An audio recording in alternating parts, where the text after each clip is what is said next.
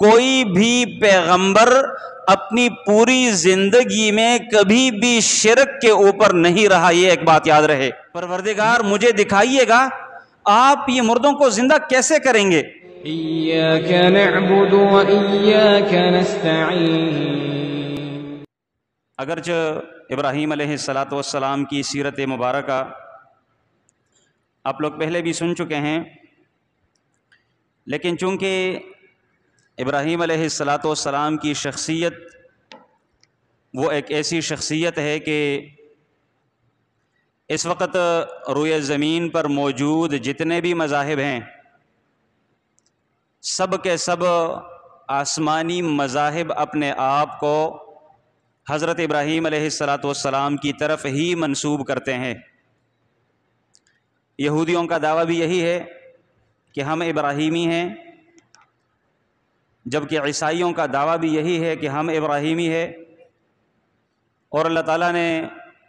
ان کی یہ بات قرآن میں نقل بھی فرمائی، اور ساتھ میں اللہ تعالیٰ نے ان کی اس بات کا رد بھی فرمایا ہے کہ ما کان ابراہیم یہودیا ولا نصرانیہ، ابراہیم علیہ السلام وہ نہ یہودی تھے اور نہ ہی وہ عیسائی تھے، بلکہ وہ تو ایک ایسی شخصیت گزرے ہیں جن میں حنیفیت کا رنگ بھرا ہوا تھا۔ حنیفیت کا معنی یکسو ہو کر اپنے رب کی بندگی کرنا، جیسے رب کہے ویسے زندگی گزارنا۔ تو لہٰذا اس بنیاد پر ابراہیم علیہ السلام کی سیرت، ان کی زندگی جتنا مرضی بیان کیا جائے سنا جائے وہ کم ہے۔ اور ویسے بھی رب العالمین نے سورہ ممتحنہ کی جو آیت ترجمہ سمیت آپ لوگوں نے سن لی، اس آیت میں یہی بات ہمیں سمجھا رہے ہیں کہ تمہارے لیے ابراہیم علیہ السلام کی زندگی میں ایک بہترین آئیڈیالوجی اور اسوہ حسنہ موجود ہے۔ اس میں اللہ تعالیٰ ہمیں بتانا یہ چاہ رہے ہیں کہ تم نے زندگی اگر بہتر سے بہترین کی طرح گزارنے کی کوشش کرنی ہے تو ابراہیم کو دیکھیں، انہوں نے زندگی کیسے گزاری، انہوں نے حنیفیت کا رنگ کیسے اپنے اوپر سوار کر لیا تھا، انہوں نے اپنے رب کی خاطر قربانی کیسے دی ہے۔ شاید کہ ہمیں تو ذی الحج کے 10 تاریخ کی قربانی ہی یاد ہے کہ انہوں نے حضرت اسماعیل علیہ السلام اپنے فرزند کے گلے کے اوپر چھری چلانے کی کوشش کی تھی اپنے رب کے حکم کی خاطر۔ لیکن صرف یہ ایک قربانی نہیں ہے، بلکہ ابراہیم علیہ السلام کی ساری زندگی قدم با قدم قربانی سے تعبیر ہے۔ اپنے رب کی خاطر کہیں اپنے گھر بار کو چھوڑ رہے ہیں، اپنے رب کی خاطر کبھی آگ میں پھینکے جا رہے ہیں، اپنے رب کی خاطر کہیں حاکم وقت کے سامنے کلمہ حق کہتے ہوئے مناظرہ اور مباحثے کی شکل میں ہمیں دکھائی دیتے ہیں۔ اپنے رب کے حکم کے اوپر کبھی اپنے چھوٹے سے شیر خوار بچے اسماعیل کو ایک دشت و بیابان میں چھوڑنے کے اوپر آمادہ ہوتے ہیں۔ یہ ساری کی ساری چیزیں محض اپنے رب کی خاطر تھیں، اپنے رب کے حکم کے لیے یہ سب کچھ انہوں نے سر انجام دیا تھا، اور اسی بنیاد پر اسی وجہ سے اللہ تعالیٰ نے ابراہیم کو ہمارے لیے ایک اسوہ حسنہ مقرر فرمایا ہے۔ چونکہ ذی الحج کے ساتھ ان کی ایک بہت بڑی مناسبت ہے، تو مختصراً صرف یاد دہانی کے طور پہ ان کی زندگی اور سیرت میں سے چند ایک واقعات جو ہمارے لیے انتہائی سبق آموز ہیں، جو ہمارے لیے ان واقعات میں ایک سبق اور درس موجود ہے، ہمارے لیے سیکھنے کی باتیں موجود ہیں، کوشش کرتا ہوں کہ آپ کے سامنے رکھوں۔ ابراہیم علیہ السلام انہوں نے جس سوسائٹی اور معاشرے میں آنکھ کھولی، اس معاشرے میں صرف بت پرستی نہ تھی، بلکہ اگر میں یہ کہوں کہ جس گھر میں انہوں نے آنکھ کھولی تھی اس گھر کے اندر 3 طرح کے بت پرستی کے ساتھ ریلیٹڈ اور جڑے ہوئے کام وہ موجود تھے۔ ان کے اپنے ابا جان جن کو آزر کا نام دیا جاتا ہے، قرآن میں اللہ تعالیٰ نے وہ نقل فرمایا، وہ بت پرست بھی تھے، یعنی بتوں کی پوجا کرتے تھے، بندگی کرتے تھے۔ ساتھ میں وہ بت تراش بھی تھے، یعنی بت خود اپنے ہاتھوں سے تراش کر بناتے ہوتے تھے۔ اور تیسری وہ بت فروش بھی تھے، خود اپنے معبودوں کو اپنے ہاتھ سے بنا کر بیچنے والے بھی تھے۔ ان کی کمائی کا ذریعہ بھی یہی تھا۔ جس گھر میں ابراہیم علیہ السلام نے آنکھ کھولی، بت پرستی بھی موجود ہے، بت تراشی بھی موجود ہے، اور ساتھ میں بت فروشی بھی موجود ہے۔ ابراہیم علیہ السلام کو جس وقت اللہ تعالیٰ کی طرف سے نبوت ملی، انہوں نے اپنے گھر سے ابتدا کی۔ سب سے پہلے اپنے ابا جان کو مخاطب کیا، لیکن قربان جاؤں ابراہیم علیہ السلام کی تربیت سے، جو کہ کسی بھی داعی کے لیے یہ انداز اپنانا از حد لازمی اور ضروری ہے۔ ان کے بابا جان وہ بت پرست مشرک تھے، ان کے سامنے توحید کی دعوت رکھنے جا رہے ہیں۔ سورہ مریم اٹھا کر دیکھیے گا، ایک ہی سلسلے میں 4-5 مرتبہ مختلف باتوں کی دعوت دی ہے، اور جب بھی ان کے سامنے بات رکھتے ہیں آگے سے کہتے ہیں یا ابتے، اے میرے ابا جان، یا ابتے، اے میرے ابا جان۔ ایک ہی تسلسل ہے، ایک ہی سلسلہ ہے، جو کہ کسی بھی داعی کے لیے اپنے انداز بیان میں نرمی کو پیدا کرنا، نرم گفتگو، نرم گفتار، یوں کسی کو دعوت دینا از حد لازمی اور ضروری ہوتا ہے۔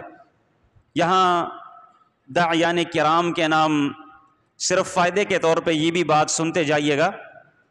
اللہ تعالیٰ نے جس وقت موسیٰ علیہ السلام کو اور ان کے بھائی ہارون کو داعی بنا کر بھیجا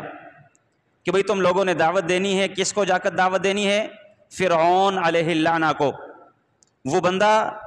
جو برملا کہتا تھا کہ انا ربکم الاعلی، میں تمہارا سب سے اونچا رب ہوں، یعنی کہ ربوبیت کا دعویٰ کرنے والا، الوہیت کا دعویٰ کرنے والا، برملا اللہ تعالیٰ کے مقابل میں آ کر کھڑا ہونے والا بندہ تھا۔ جب موسیٰ اور ہارون علیہ السلام کو داعی بنا کر بھیجنا اللہ تعالیٰ نے چاہا، ان سے کیا کہتے ہیں اللہ تعالیٰ؟ اے موسیٰ اور اے ہارون، قولا لہو قولا لینا،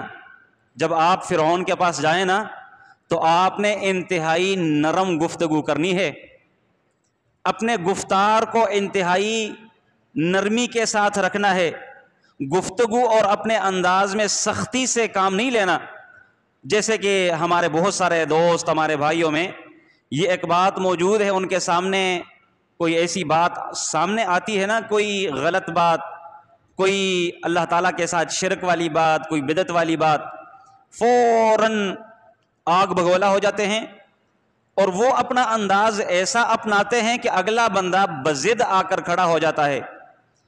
اگر اس کو نرمی کے ساتھ دعوت دی جائے، پیار کے ساتھ اس کو سمجھانے کی کوشش کی جائے، شاید کہ وہ بندہ بات مان جائے، لیکن انسان کی فطرت ہے جب وہ بضد آ کر کھڑا ہو جائے نا، اور پھر اسپیشلی ہمارے اس پختونوں کے معاشرے میں ایک بات بڑی معروف ہے، اگر آپ کسی پختون کو نرمی کے ساتھ، پیار کے ساتھ جہنم لے جانا چاہیں تو آپ کے ساتھ جانے کے لیے بالکل تیار ہے، لیکن اگر آپ نے زبردستی جنت لے جانے کی کوشش کی تو وہ جنت میں تیرے ساتھ زبردستی جانے کے لیے تیار نہیں۔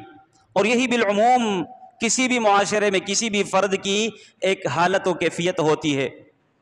تو لہٰذا ابراہیم علیہ السلام اپنے بابا جان سے ابتدا کرتے ہیں، یا ابتے لم تعبد، اے میرے ابا جان آپ کیوں بندگی کرتے ہیں ان چیزوں کی جو نہ سنتے ہیں، نہ تیری مدد کر سکتے ہیں، نہ تیرے کسی کام آ سکتے ہیں۔ اے میرے ابا جان آپ یہ کام کیوں کر رہے ہیں؟ یہ نہ کریں، یہ نہ کریں، میرے پاس دلائل ہیں، آپ میری پیروی کریں، میرے ساتھ چلے، اہدک صراطا سویا،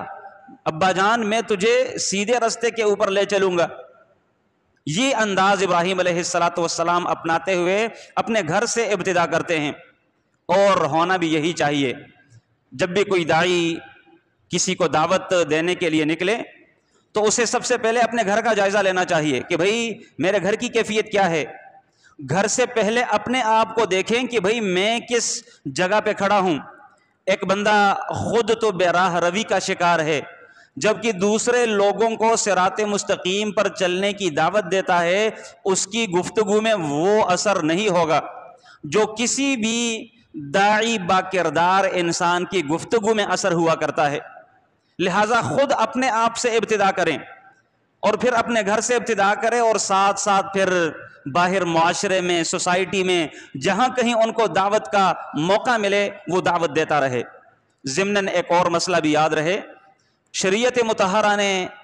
دعوت و جہاد کے لیے نہ تو کوئی وقت خاص کر رکھا ہے اور نہ ہی کوئی طریقہ خاص کر رکھا ہے۔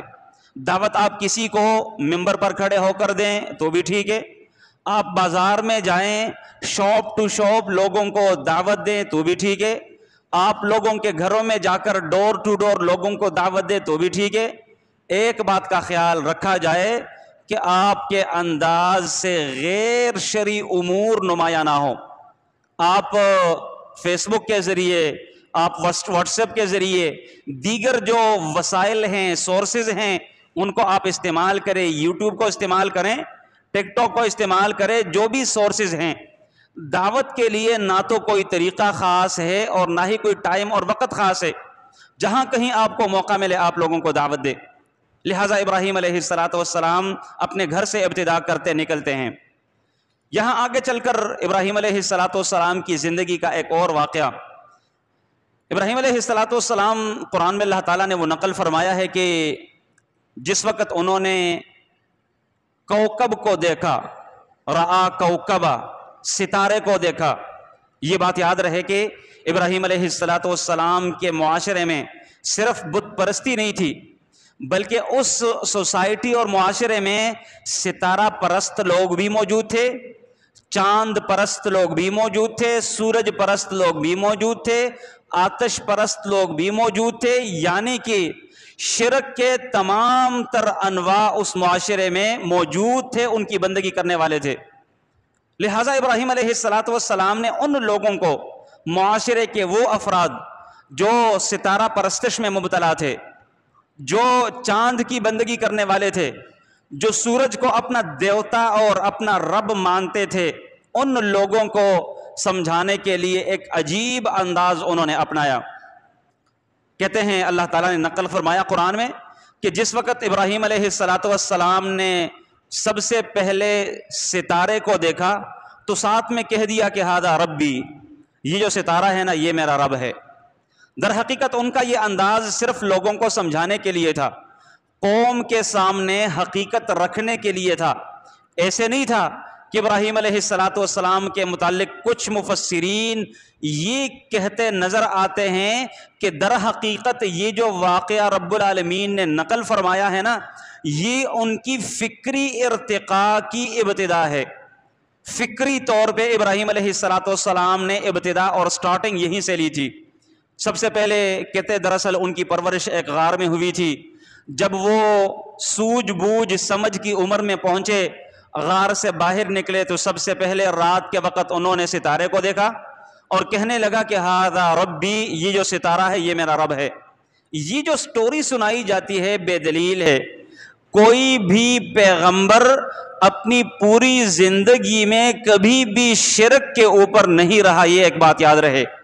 یہ اصول ہے۔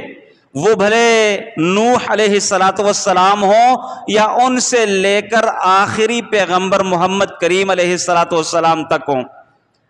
پھر سوال یہ ہے کہ ابراہیم علیہ السلام نے ستارے کو اپنا رب کیوں کہا؟ در حقیقت یہ ان کا انداز بیان تھا، اپنی قوم کے سامنے حقیقت رکھنے کی ایک ترتیب تھی، ان کا ایک طریقہ تھا۔ کہنے لگے ہذا ربی، تھوڑی دیر بعد وہ ستارہ ڈوب گیا۔ جب وہ ڈوب گیا تو فوراً اپنی بات سے انہوں نے رجوع کر لیا، لا احب الآفلین، جو ڈوبنے والے ہوتے ہیں، جو غائب ہونے والے ہوتے ہیں، جو چلے جانے والے ہوتے ہیں، میں ان سے محبت، وہ محبت جو کسی معبود سے کی جاتی ہے، وہ محبت میں اس طرح کے چیزوں سے نہیں کرتا۔ یہ تو ستارہ تھا، جب تھا تب تک تھا، چلو جب غائب ہو گیا تو اس کے بعد کون ہوگا؟ اس کائنات کے نظام کو دیکھنے والا، آبزرو کرنے والا، چلانے والا کون ہوگا؟ در حقیقت یہ ابراہیم علیہ السلام کا وہ انداز تھا قوم کے سامنے حقیقت رکھنے کا، جو کہ ایک بہترین انداز سے ان کو سمجھانے کی کوشش کر رہے تھے۔ تھوڑی دیر بعد دیکھا تو چاند نکل آیا، کہنے لگے کہ یہ میرا رب ہے، ھذا اکبر، یہ جو ہے نا یہ ستارے کے مقابلے میں یہ بڑا بھی ہے، زیادہ روشن بھی ہے، رات کے وقت اس کی روشنی بھی اور دکھتا بھی بڑا پیارا ہے، لہٰذا یہ میرا رب ہے۔ لیکن جب کچھ وقت گزرنے کے بعد چاند بھی غروب ہوا تو کہنے لگے کہ یہ بھی میرا رب نہیں ہو سکتا۔ صبح ہوئی، رات گزری، سورج نکلا، سورج کو چمکتا دمکتا نکلتے دیکھا تو ابراہیم علیہ السلام کہنے لگے یہ میرا رب ہے۔ یہ دونوں سے جو سابقہ گزرے ہیں، ستارہ اور چاند، دونوں سے بڑا بھی ہے، دونوں سے زیادہ روشن بھی ہے، اس کے نکلتے ساتھ ہی اندھیرے بھی چھٹ گئے، ختم ہو گئے، لہٰذا یہ میرا رب ہے۔ لیکن جس وقت وہ سورج بھی غروب ہوا، ظاہری بات ہے سورج غروب ہوتا ہی ہے، کہنے لگے کہ اگر میرے رب نے مجھے ہدایت نہ دی تو یقیناً میں بے راہ رویوں میں سے ہو جاؤں گا۔ در حقیقت یہ ابراہیم علیہ السلام کا ایک انداز تھا اپنی قوم کو بات سمجھانے کے لیے۔ تیسرا ایک اور واقعہ جو کہ انہی دنوں کا ملتا جلتا ایک سلسلہ ہے، ابراہیم علیہ السلام اپنے پروردگار سے کہنے لگے یا اللہ، یقیناً تو نے میرے ساتھ وعدہ کیا ہے کہ میں مردوں کو زندہ کروں گا، دوبارہ سے حساب کتاب ہو کے ایک نئی زندگی تم سب کو ملے گی، لہٰذا یا اللہ ارنی کیف تحیی الموتى، پروردگار مجھے دکھائیے گا آپ یہ مردوں کو زندہ کیسے کریں گے۔ آگے سے رب العالمین نے بھی کہا کہ اولم تؤمن، ابراہیم تمہیں ایمان نہیں میری بات پر، یقین نہیں، بلیو نہیں کرتا؟ کہنے لگا یا اللہ ایمان تو ہے، ولیکن لیطمئن قلبی، اطمینان قلب کے لیے، اپنے دل کو مزید مطمئن کرنے کے لیے یا اللہ میں آپ سے یہ مطالبہ کرتا ہوں۔ آگے رب العالمین بھی اس کا انداز بھی، اس کا پیار بھی دیکھیں، ابراہیم کو جھڑکا نہیں ہے، ابراہیم کو ڈانٹا نہیں ہے، ابراہیم کو ایمان سے خارج نہیں تصور کیا کہ بھئی تیرا تو ایمان ہی نہیں، تو کافر ہے، کیسا پیغمبر ہے تو؟ جیسا کہ بالعموم ہمارا کئی ایک لوگوں کا یہ ایک رویہ ہوتا ہے۔ کسی بھی بندے کے دل میں، پیارے پیغمبر علیہ السلام سے ایک مرتبہ انہوں نے جب یہ سورۃ البقرہ کی آخری آیات نازل ہوئی نا تو صحابہ کرام بڑے ڈر گئے کہ بھئی جو ہمارے دلوں میں ایک بات آئے گی، جو ایک وسوسہ آئے گا، جو ایک شک اور شبہے والی بات آئے گی، کیا ان باتوں کے اوپر بھی ہماری پکڑ ہوگی؟ رب العالمین ہمیں پکڑے گا؟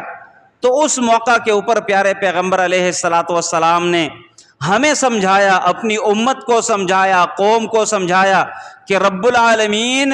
دل میں پیدا ہونے والے وسوسوں کے اوپر کسی کی پکڑ نہیں کرتا۔ ما لم تکلم او تعمل، جب تک بندہ وہ بات اپنے منہ سے نکالے نہ، یا جب تک پریکٹیکلی وہ کام نہ کرے۔ تو یوں اگر کسی بندے کے دل میں کوئی وسوسہ آتا ہے، کسی بندے کے دل میں کوئی شک اور شبہے والی بات آتی ہے تو یہ ایک انسانی فطرت ہے، اور اس کا علاج رسول اللہ علیہ السلام نے ہمیں سمجھایا۔ پیارے پیغمبر علیہ السلام نے فرمایا کہ شیطان تمہیں ڈی ٹریک کرنے کی کوشش کرتا رہتا ہے، صحیح رستے سے آپ کو ہٹانے کی کوشش میں لگا رہتا ہے۔ اس کوششوں میں سے، ان کوششوں میں سے ایک بنیادی کوشش یہ ہوتی ہے کہ تم میں سے کسی کے دل میں یہ وسوسہ ڈالتا ہے کہ اچھا عارف اللہ تو اپنے باپ دادا ان کے سلسلے سے دنیا میں آیا، وہ اپنے باپ دادا یوں سلسلہ جاتا رہا، آدم علیہ السلام سے دنیا کی ابتدا ہوئی، اور پھر آدم علیہ السلام کو کس نے بنایا؟ اللہ تعالیٰ نے بنایا۔ اگلا سوال یہ ہوتا ہے کہ پھر اللہ تعالیٰ کو کس نے بنایا؟ یہ ایک سلسلہ، یہ صحیح حدیث میں پیارے پیغمبر علیہ الصلوۃ والسلام نے وسوسوں کی تفصیل بیان کرتے بتایا ہے کہ بھئی یوں سوال کے اوپر سوال کے اوپر سوال پیدا ہوتا ہے، اور پھر سلسلہ یہاں تک جا پہنچتا ہے۔ پیارے پیغمبر علیہ الصلوۃ والسلام نے فرمایا جب ایسا تم میں سے کسی بندے کے ساتھ سلسلہ سوالات درپیش ہو تو فوراً فلینتہی، وہ بندہ رک جائے، اور اس کے بعد اعوذ باللہ من الشیطان الرجیم پڑھ کر بائیں طرف 3 مرتبہ تھوکے اور مزید اس طرح کی سوچوں سے اپنے آپ کو روک لے۔ اللہ تعالیٰ یوں ان وسوسوں سے اس بندے کو بچا لے گا۔ لہٰذا وسوسے خیالات کا دل میں آنا وہ مختلف آ سکتے ہیں، جیسے کہ ابراہیم علیہ السلام کے دل میں بھی یہ ایک خیال آیا ہے کہ بھئی رب العالمین نے کہا ضرور ہے لیکن یہ ہوگا کیسے؟ تو رب العالمین نے پھر ابراہیم علیہ السلام سے کہا کہ فَخُذْ أَرْبَعَةً مِّنَ الطَّيْرِ، اے ابراہیم آپ 4 پرندے پکڑ لیں، ان کو اپنے ساتھ عادی بنا لیں، فَصُرْهُنَّ إِلَيْكَ، اپنے ساتھ عادی بنا لے مختلف آوازوں کے ساتھ جو تمہارے پاس دوڑ کر آئیں۔ اس کے بعد اللہ تعالیٰ نے کہا کہ ابراہیم آپ نے ان پرندوں کو ذبح کر دینا ہے، ان کے ٹکڑے ٹکڑے کر کے آپ نے مختلف پہاڑوں کے اوپر مختلف ٹکڑے رکھ دینے ہیں۔ ایک پہاڑ کے اوپر مختلف ٹکڑے رکھ دیے، دوسرے کے اوپر کچھ اور رکھ دیے، تیسرے کے اوپر کچھ اور رکھ دیے۔ وہ ٹکڑے بے شک آپ باہم مکس بھی کر لیں،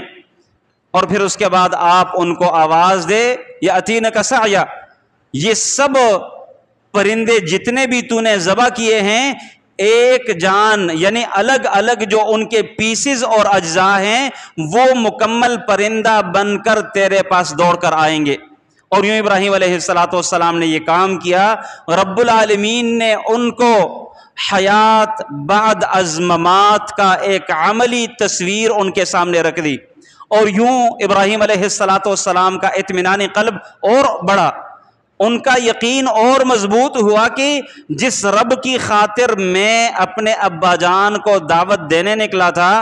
اور جس رب کی خاطر میں نے اپنی قوم کو دعوت دی وہ میرا پروردگار واقعتاً سب کچھ کرنے کے اوپر قادر مطلق ہے۔ یہاں ایک چوتھا واقعہ، جس وقت ابا جان کے سامنے یہ بات رکھی کہ اے میرے ابا جان آپ یہ بتوں کی جو کچھ بھی نہیں کر سکتے، نہ سن سکتے ہیں، نہ دیکھ سکتے ہیں، نہ تیرے کسی کام آ سکتے ہیں، آپ ان کی بندگی کیوں کر رہے ہیں؟ آگے سے ابراہیم علیہ السلام کے والد جو آزر کے نام سے معروف ہے، انہوں نے آگے سے کہا کہ ابراہیم لئن لم تنتہ لأرجمنک، ابراہیم اگر تو اپنی اس دعوت سے باز نہ آیا تو میں تجھے سنگسار کر دوں گا، میں تجھے پتھر مار مار کے مار دوں گا جان سے، وہجرنی ملیہ، اور تو چھوڑ دے مجھے اس حالت میں کہ تو صحیح سالم یہاں سے بچ کر نکلنے والا ہو۔ یوں باپ نے ابراہیم علیہ السلام کو محض توحید کی دعوت دینے کی وجہ سے گھر سے باہر نکالا اور ان کو باقی اپنی زندگی گھر سے باہر نکالنے کے اوپر گزارنے کے اوپر مجبور کر دیا تھا۔ معلوم یہ ہوا کہ دعوت کے رستے میں سختیاں آئیں گی، جیسا کہ ابراہیم علیہ السلام نے جھیلی ہیں۔ معلوم ہوا کہ اپنے بھی آپ کے بیگانے بن سکتے ہیں، اپنے بھی آپ کے دشمن بن سکتے ہیں، اپنے بھی آپ کو آپ کی جان تک کے باقاعدہ طور پہ دھمکیاں دے سکتے ہیں، جیسے کہ ابراہیم علیہ السلام کو دھمکی ملی ہے۔ اور پھر اس کے بعد ابراہیم علیہ السلام اپنا گھر بار چھوڑ کے باقی انہوں نے اپنی زندگی اپنے ابا جان کے بغیر گھر سے باہر گزاری ہے۔ یوں یہ سلسلہ کوشش کرتے ہیں کہ آئندہ ایک آدھ خطبہ جمعۃ المبارک میں اس کو پائے تکمیل تک پہنچائے۔ اللہ تعالیٰ سے دعا کرتے ہیں کہ اللہ تعالیٰ ہمیں واقعتاً صحیح معنوں میں ابراہیمی بننے کی ہمیں توفیق بخشے، ہم بھی ابراہیمی بنیں، ابراہیم علیہ السلام کی سیرت کو سن کر اس کے مطابق زندگی گزارنے والے ہوں۔ سبحانک اللہم و بحمدک، اشہد ان لا الہ الا انت، استغفرک و اتوب الیک۔